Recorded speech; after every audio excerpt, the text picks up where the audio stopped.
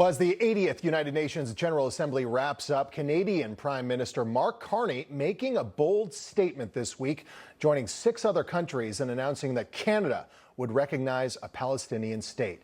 What impact has this had on their relationship with the U.S., and will they manage now to secure a much-needed trade deal? Joining me live from the Great White North is the host of the Charbonne Report, Michael Charbonne.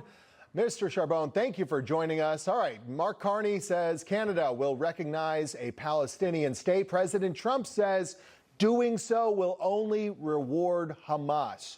Who's right?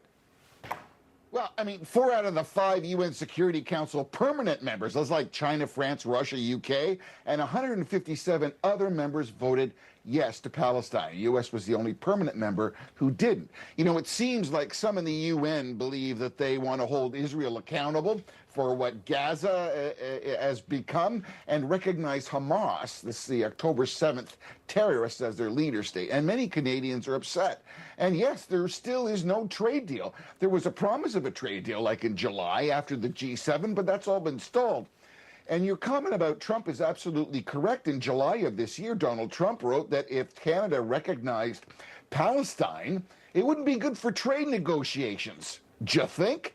But look, the UK and France, they have a trade deal with the US, and they too voted for Palestine, so there's no repercussions. But Carney sits confident thinking that Canada is going to be able to renegotiate CUSMA, the Canadian-US trade deal, and he's going to be able to redo it. But there's lots of hair on that tennis ball, Mike, still. Lots. Yeah, you know, Carney did not leave the UN this week with that trade deal finalized. Where do we stand with this deal?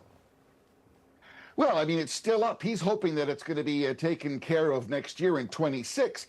But to add insult to injury, Carney announced $47 million to Gaza for judicial democratization.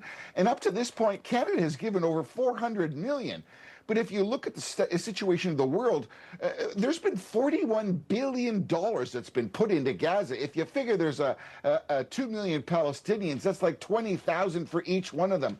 Where is all the infrastructure? Where is anything?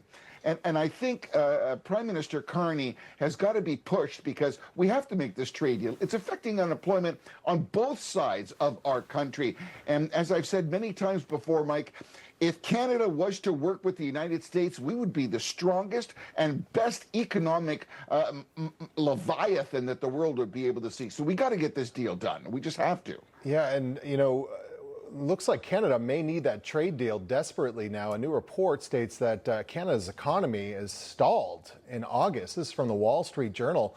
Canada economy stalls in August after first growth in 4 months. What's going on in Canada right now? Is a recession looming?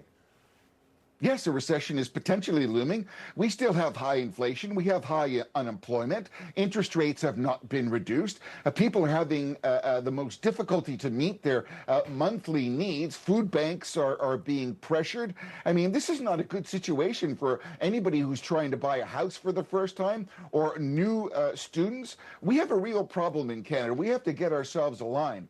And it's interesting how many of the situations that are being put up as problems in Canada, President Trump has already started to take care of in the United States. And it is the hope of some Canadians that we're going to have conservatives in the likes of Pierre Poilievre who might stand up and say, we got to make some radical changes here. The liberalization of our economy has proven to be negative in many points. And we need to make a change, Mike. All right. Michael Charbonne, thank you for joining us from the Great White North this morning. Appreciate your time.